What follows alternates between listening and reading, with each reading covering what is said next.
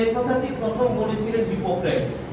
হিপোক্রেটসকে বলা হয় father of medicine, চিকিৎসা বিজ্ঞানের জনক।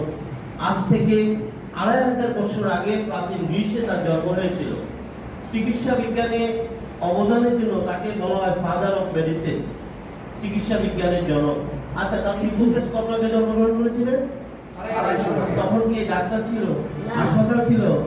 এদের বয়স মাত্র 200 বছর, মাত্র 200 বছর। কিন্তু চিকিৎসা বিজ্ঞানের, আধুনিক চিকিৎসা বিজ্ঞানের সূত্রপাত ঘটেছিল 2500 বছর আগে।